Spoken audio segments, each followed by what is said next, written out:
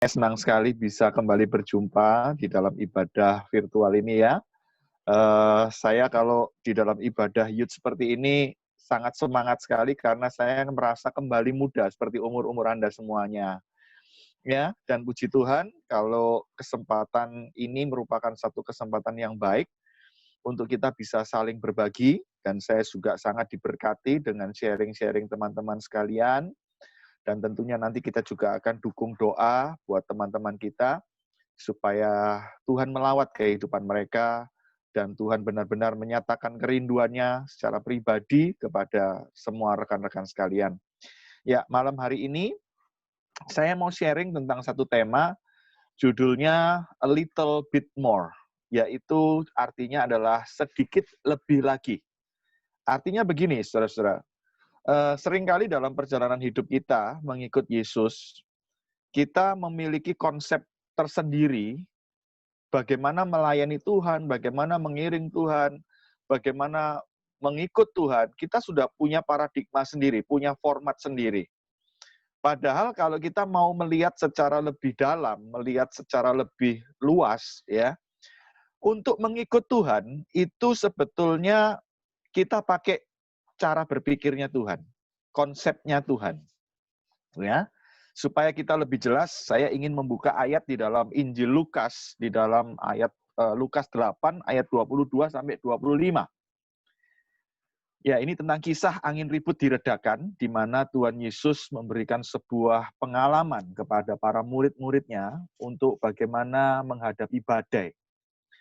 Kita lihat di dalam Lukas 8 ayat 22 sampai 25, ya, saya akan bacakannya. Pada suatu hari Yesus naik ke dalam perahu bersama-sama dengan murid-muridnya, dan Yesus berkata kepada mereka, marilah kita bertolak ke seberang danau. Lalu bertolaklah mereka. Dan ketika mereka sedang berlayar, Yesus tertidur, dan sekonyong-sekonyong itu turunlah taufan ke danau, sehingga perahu itu kemasukan air dan mereka berada dalam bahaya. Maka datanglah murid-muridnya membangunkan dia, katanya, Guru, Guru, kita binasa. Ia pun bangun lalu menghardik angin dan air yang mengamuk itu. Dan angin dan air itu pun reda, dan danau itu menjadi teduh. Lalu katanya kepada mereka, di manakah kepercayaanmu?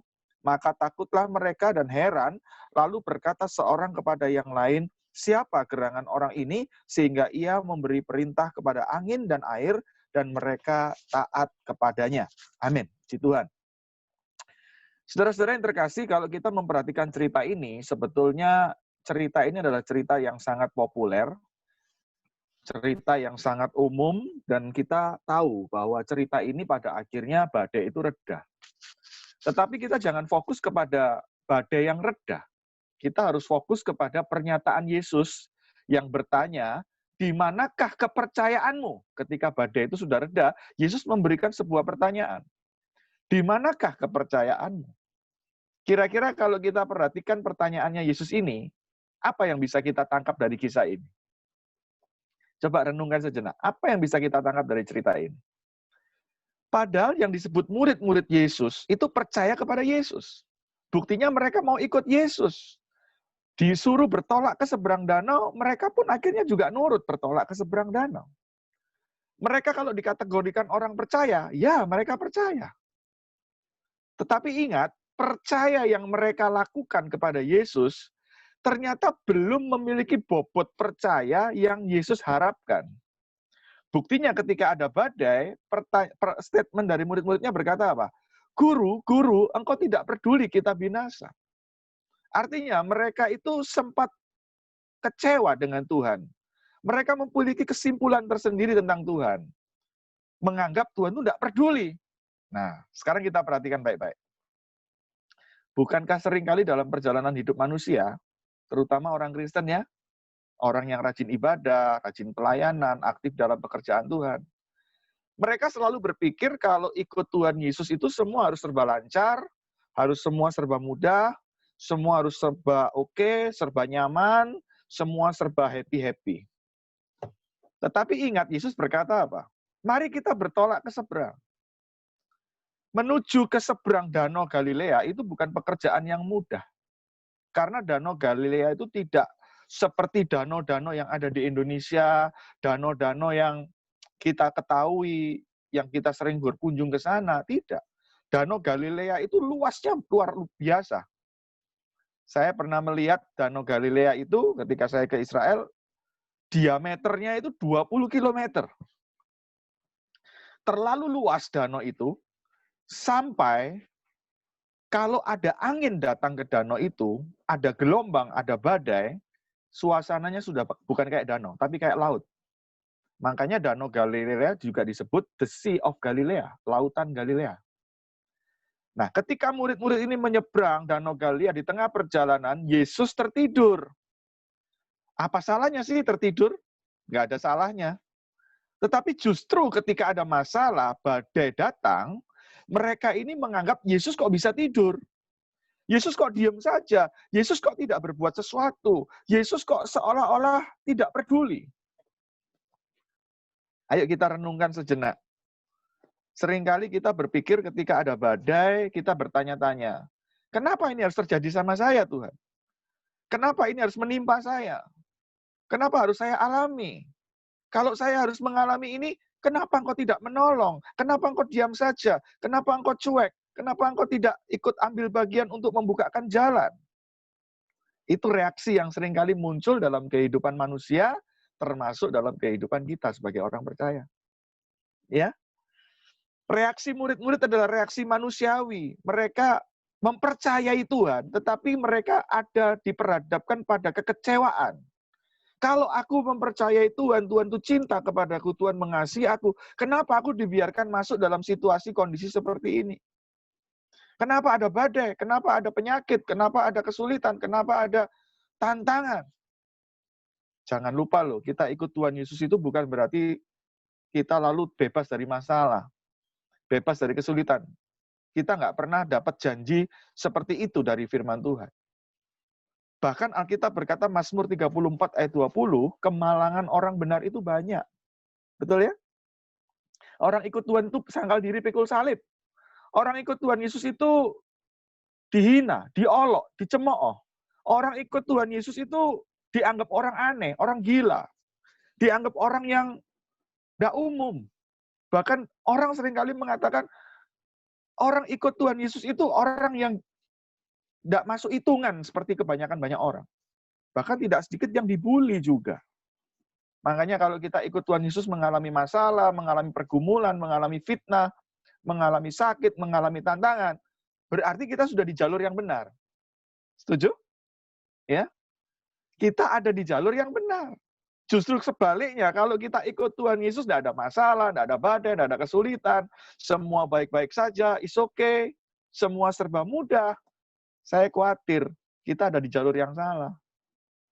Bukan Yesus berkata, barang siapa yang mau ikut aku, dia harus sangkal diri dan pikul salib. Ya, seorang murid tidak akan melebihi gurunya, seorang hamba tidak akan melebihi tuannya. Kalau gurunya saja mengalami pergumulan, badai, fitnah, olokan, majikannya saja mengalami hinaan, fitnah, olokan, maka yang namanya hamba dan yang namanya murid juga tidak akan jauh dari situ. Makanya ikut Tuhan Yesus itu goalnya bukan berkat, goalnya bukan sukses, goalnya bukan mujizat. Ikut Tuhan Yesus itu goalnya bukan sesuatu yang menyenangkan dalam konsep cara berpikir kita. Ya, mungkin ini dikatakan khotbah yang cukup berat, ya, tetapi bukankah ini sangat penting buat kita untuk menjalani hari-hari dalam virus pandemi ini? Nah, saudara-saudara yang terkasih, firman Tuhan berkata, turunlah taufan itu sehingga perahu mereka kemasukan air. Dan mereka berada dalam bahaya. Ikut Tuhan Yesus itu masuk dalam keadaan bahaya. Ya, nanti kita berdoa buat Nike dan Henok, buat papa mamanya, semua keluarga di dalam rumahnya. Ya, ikut Tuhan Yesus itu ada dalam bahaya. Ya, dan kita nggak usah kecewa ya, khususnya untuk Nike, Henok. Justru semua di balik peristiwa ini ada hikmahnya kok. Ada tujuan Tuhan. Henok jadi lebih banyak melayani keluarganya ya. Nike juga makin lebih dekat sama Tuhan, bangun jam 4 pagi ya. Semua pasti ada hikmahnya. Nah, semua bisa terjadi menimpa kita. Kita ikut Tuhan itu tidak luput dari persoalan. termasuk saya yang lagi sharing seperti ini di hadapan Anda, juga ada badainya, juga ada pergumulannya.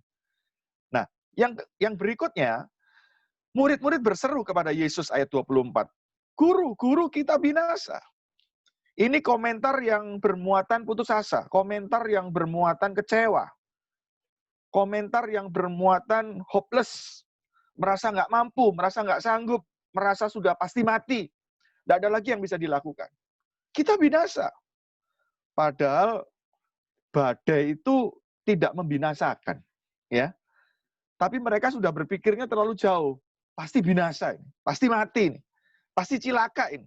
Ya, ingat, manusia selalu memiliki cara berpikir yang mengunci, cara berpikir yang selalu berkata, tidak ada cara lain, pasti begini, pasti begini, pasti begini. Dan selalu yang dibilang pasti itu, semuanya negatif. Pasti mati, pasti buruk, pasti kacau, pasti hancur. Ya, pasti tidak terkendali ini. Ya. Ingat, yang memegang keadaan kita, itu bukan kita. Yang menjamin keadaan kita, bukan kita. Kita manusia, kita nggak tahu hari esok. Hari esok itu di tangan Tuhan.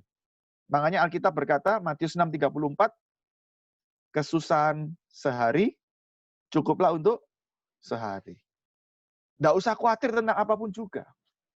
Kita susah punya masalah hari ini. Oke, kesusahannya untuk hari ini. Besok ada kesusahannya sendiri. Kesusahan besok nggak usah membebani kita. Nggak usah mempengaruhi kita. Biarlah apa yang kita pergumulkan hari ini, kesusahan hari ini, kita hadapi bersama dengan Tuhan Yesus, dan kalau sebentar kita tidur malam, sebelum tidur kita serahkan sama Tuhan. Besok dengan semangat yang baru, menghadapi kesusahan di hari yang baru. Nggak usah bingung. Segala sesuatu dalam situasi kondisi hidup kita, itu sewaktu-waktu bisa berubah. Makanya jangan putus asa ya. Lalu berpikir mau bunuh diri lah. Ingat, masalah yang benar-benar masalah adalah ketika kita berhadapan dengan kekekalan. Dan ketika kita belum beres dengan Tuhan, kita masuk dalam kekekalan, berarti binasa kekal. Itu masalah yang benar-benar masalah. Tapi kalau masalah menghadapi soal virus, corona, menghadapi soal ekonomi yang sulit, masalah keluarga, masalah pekerjaan, itu bukan masalah yang berat. Ya. Nah, murid-murid berkata, kita binasa. Mereka terlalu melebihi cara berpikir Tuhan. Mereka terlalu jauh memberikan sebuah komitmen, memberikan sebuah kesimpulan. Ya. Nah, ayat yang berikutnya, ayat 25, Yesus itu menegur mereka. Setelah badainya reda, mereka senang, mereka happy, mereka luar biasa semangat. Tetapi justru Yesus menegur mereka. Di manakah kepercayaanmu? Mereka sudah percaya Yesus, mereka mengikut Yesus, tetapi bobot percaya mereka tidak sama dengan bobot percaya yang Yesus harapkan. Percaya yang mereka lakukan ternyata belum selaras, belum sesuai. Ya, mereka masih salah paham tentang makna percaya itu. Buktinya apa? Saya jelaskan di sini. Mereka berkata, guru, guru, engkau tidak peduli kita binasa. Artinya begini, mereka menganggap Yesus itu harus mengikuti kemauan mereka. Mereka berpikir Yesus harus seperti yang mereka mau. Ayo Yesus segera selesaikan masalah saya. Yesus segera selesaikan badainya. Yesus segera tolong pulihkan keadaan yang buruk ini. Kita memerintah Yesus. Kita mendikte Yesus. Berarti Yesus sebagai objek. Kita sebagai subjek. Saya mau tanya dulu sebelum saya masuk lebih jauh. Banyak nggak orang Kristen, orang gereja, mungkin kita, percaya kita kepada Yesus, itu banyak mengatur Yesus. Banyak mendikte Yesus. Banyak mengendalikan Yesus. Ya, tolong jawab sendiri ya. Kan saya nggak bisa dengar suara Anda ya. Seringkali kita berkata, aku percaya kepada Yesus, aku beriman, aku mengimani. Tapi sejujurnya, iman kita, percaya kita, itu lebih condong memaksa Yesus untuk ikut kemauan kita. Apalagi pakai ngeklaim janji Tuhan. Kami klaim janjimu Tuhan, kami klaim firman-Mu. Main klaim itu hati-hati. Ya. Kalau Anda tahu yang namanya asuransi bisa ngeklaim, itu ada tanggung jawabnya kita loh, untuk bayar premi. Kalau kita terlalu sibuk, terlalu semangat ngeklaim janji Tuhan, Tuhan bisa tanya, apakah kita sering bayar premi? Janji Tuhan itu pasti digenapi, karena Tuhan tidak mungkin lalai akan janjinya. Tetapi bagaimana kita mau taat kepada firman Tuhan? Apakah kita sudah menjamin ketaatan kita di hadapan Tuhan? Kalau kita mau bayar premi, artinya kita sangkal diri pikul salib. Kita berjalan seperti Tuhan Yesus kehendaki. Kita taat firman Tuhan, itu kita bayar premi. Dan saya mau beritahu kepada kita sekalian, kalau kita lupa janji Tuhan itu tidak masalah. Karena Tuhan nggak pernah lupa janjinya. Tapi kalau kita lupa perintah Tuhan, itu masalah besar buat kita. Kalau kita lupa janji Tuhan, itu nggak masalah, karena Tuhan nggak pernah lupa akan janjinya. Tapi kalau kita lupa perintah Tuhan, itu binasa kekal buat kita. Makanya, mari kita percaya kepada Tuhan, dengan konsep percaya dengan bobot seperti yang Tuhan mau. Percaya seperti apa? Ya, yaitu percaya yang levelnya lebih sedikit lebih lagi daripada percaya pada umumnya kebanyakan orang. Khususnya lewat keadaan pandemi ini ya, saya ingin kita terbuka cara berpikir kita, hati kita terbuka bahwa menjalani situasi virus pandemi ini, pandemi virus COVID ini, kita harus punya percaya yang lebih berbobot lagi. Sedikit lebih maksimal lagi. Sedikit lebih dari batas apa yang kita bisa pikirkan. Nah, mari kita lihat. Ya, beriman kepada Tuhan Yesus itu bukan berarti membuat hidup kita jadi serba mudah. Tidak. Saya ulangi ya.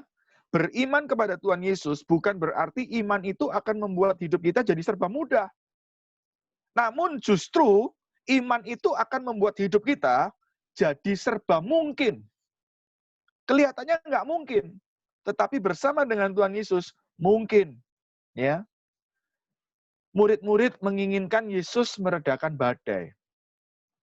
Tetapi Yesus menginginkan melalui badai, murid-murid ini lebih paham tentang makna kehidupan, tentang makna pengiringan kepada Yesus.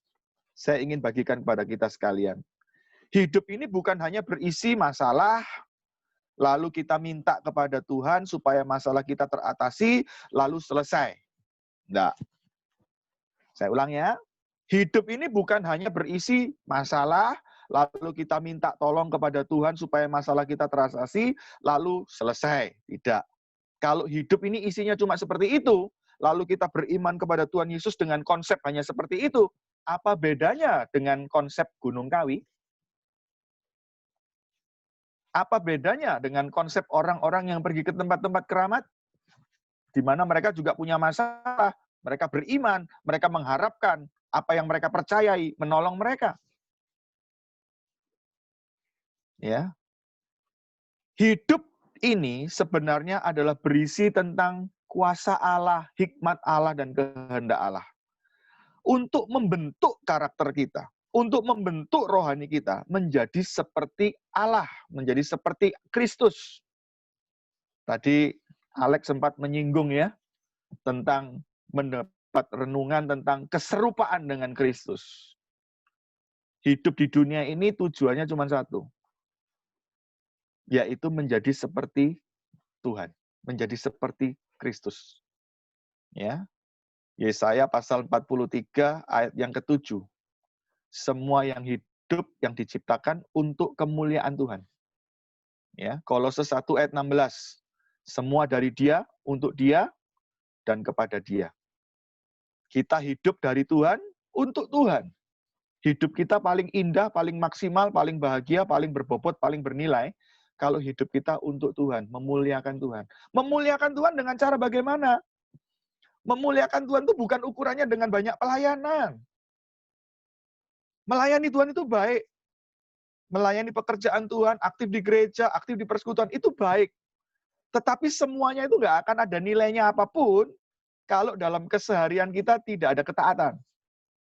Dalam keseharian kita tidak ada perjuangan untuk menjadi seperti Kristus. Makanya saya berkata begini, di mana tidak ada ketaatan, di situ tidak ada pertumbuhan rohani. Ketika seseorang berhenti untuk taat firman Tuhan, ketika seseorang berhenti untuk melakukan firman Tuhan, di situ tidak ada lagi pertumbuhan rohani.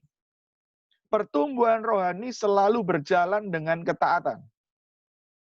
Selalu berjalan dengan sangkal diri pikul salib. Di situ ada pertumbuhan rohani.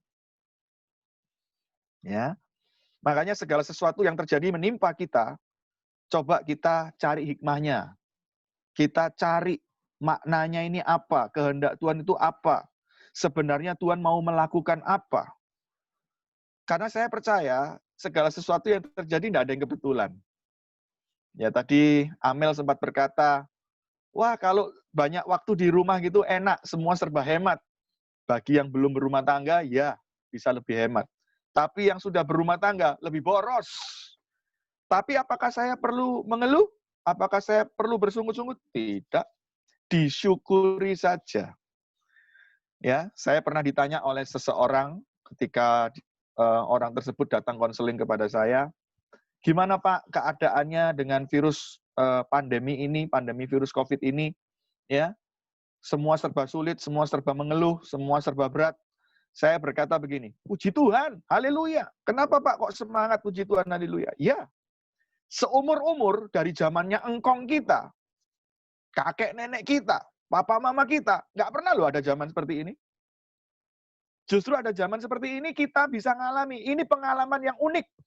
Pengalaman yang mungkin generasi yang lain belum tentu bisa ngalami. Mumpung kita lagi ngalami, nikmati saja, syukuri saja, jalani saja.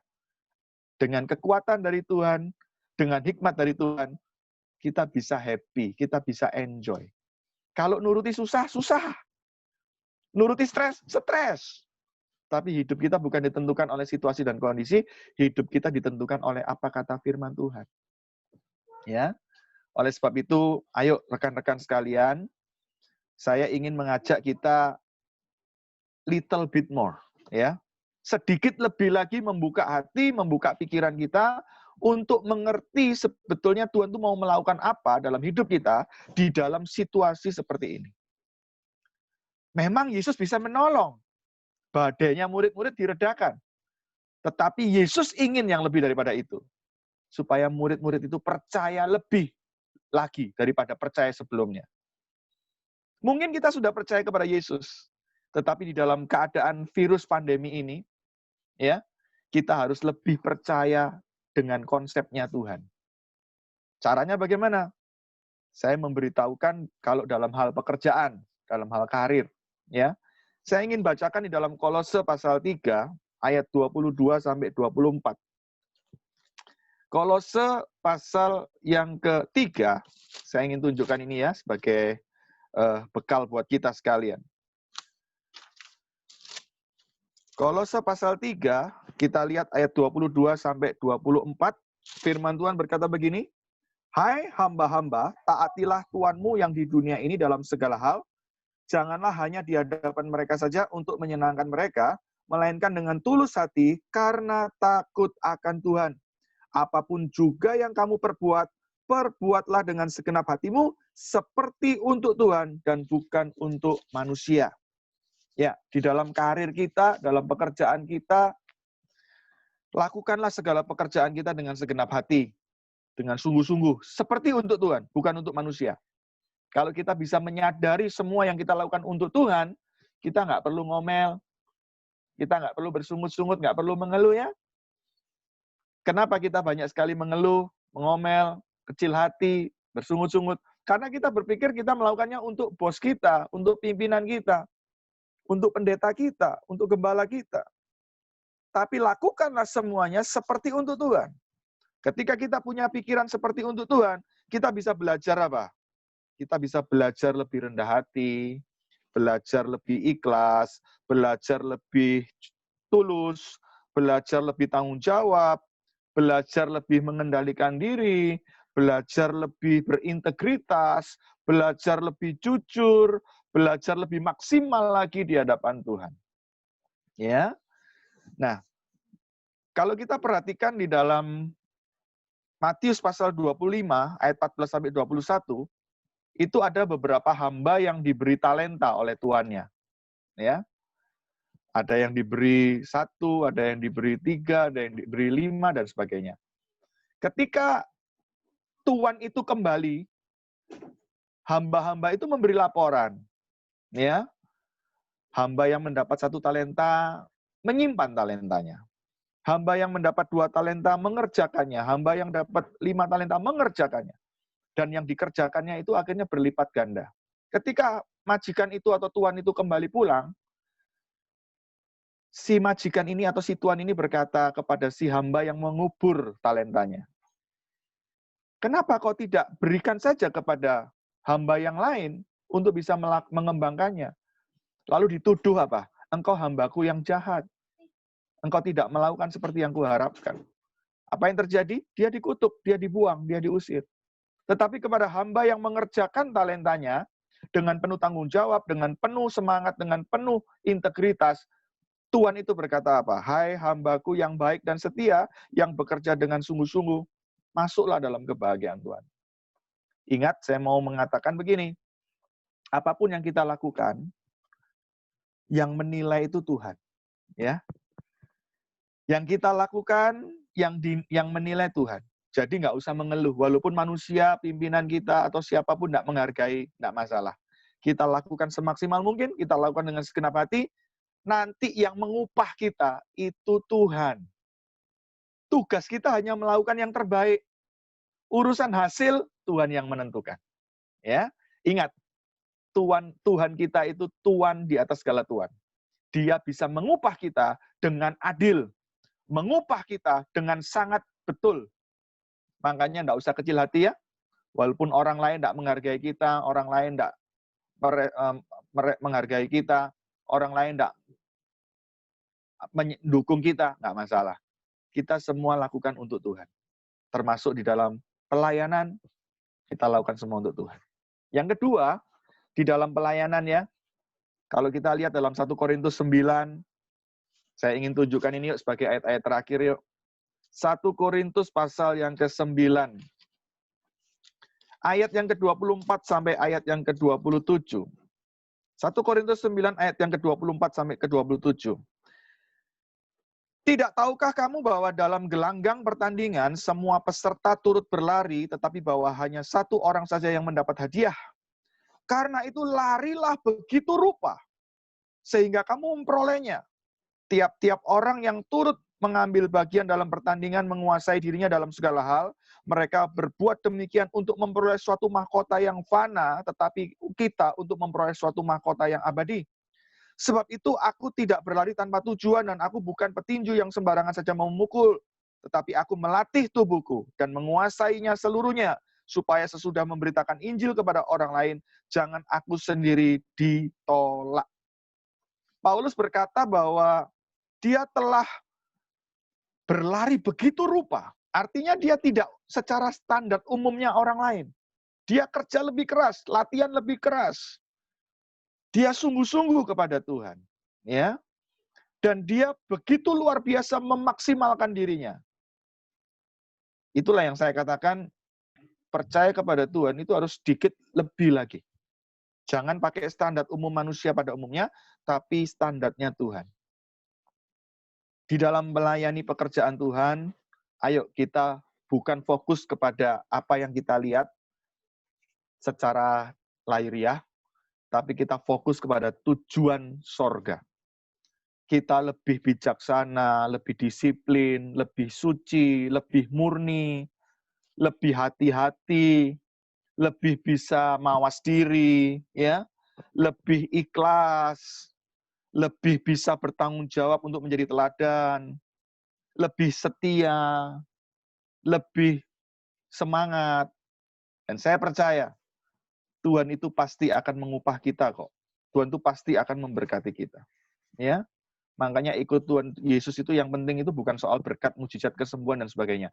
Sekali lagi saya katakan, saya berkhotbah seperti ini, bukan saya anti mujizat, berkat, dan kesembuhan. Tidak. Tetapi ikut Tuhan Yesus itu tujuannya bukan itu. Mengikut Tuhan Yesus, melayani Tuhan Yesus, itu tujuannya adalah bagaimana kita menyenangkan Dia. kita hidup menjadi seperti dia. Memiliki karakter-karakter warga kerajaan sorga. Dan kalau kita hidup dalam kebenaran, hidup dalam damai sejahtera, hidup dalam ketaatan, hidup dalam kesungguhan kepada Tuhan, Anda tidak usah doa minta berkat, mujizat kesembuhan. Itu pasti akan terjadi. Tuhan tidak akan pernah ingkar janji. Ya, mari kita mau lebih sungguh-sungguh jadi teladan. Kita lebih rendah hati, lebih punya integritas. Kita lebih rela dalam sangkal diri pikul salib.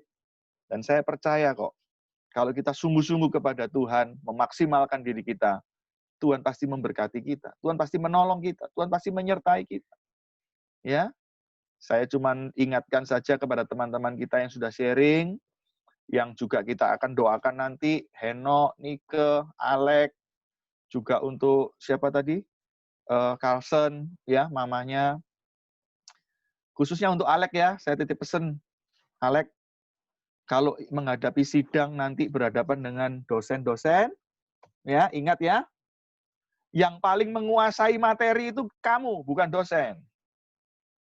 Yang paling ngerti seluk-beluknya karyamu, itu kamu sendiri. Jadi jangan kalah mental dulu, jangan. Justru dia hanya bertanya untuk mengetahui sejauh mana kamu menguasai materi. Ya, nomor 1 doa, nomor 2 minta hikmat Tuhan, nomor 3 minta ketenangan hati. Satu kata buat saya, satu kalimat dari saya buat Alek. Yang paling paham karyamu itu ya dirimu. Dosen tidak menguasai karyamu. Yang paling ngerti karyamu itu dirimu, bukan dosen. Jadi nggak usah takut, ya. Semakin kamu takut, semakin kamu jadi bulan-bulanan. Semakin kamu takut, semakin kamu demam panggung, semakin kamu stres, kamu akan semakin dibully di depan dosen nanti. Ya, tampillah dengan bijaksana, dengan berwibawa, dengan bobot daripada Tuhan, dan saya percaya Tuhan pasti menuntun. Ya, dan saya kira itu yang jadi renungan buat kita.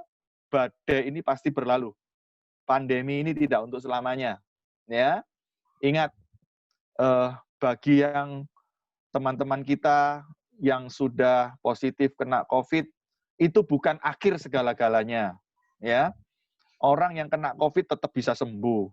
Ya, orang yang tidak kena COVID pun kalau waktunya Tuhan panggil berangkat juga.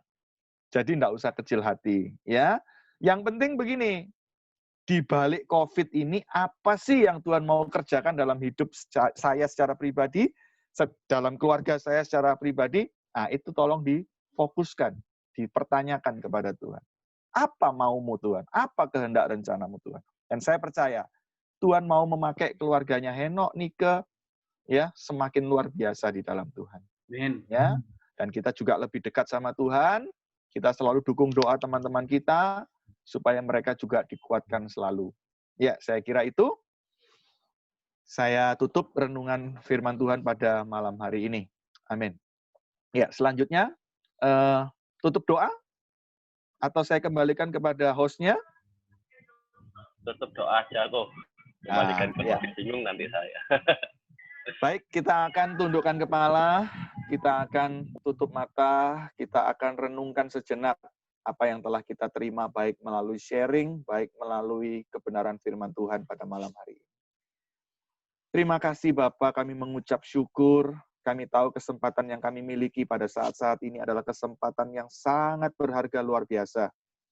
Kami boleh berkumpul di dalam acara virtual ini Tuhan. Kami tahu semuanya tidak ada yang kebetulan.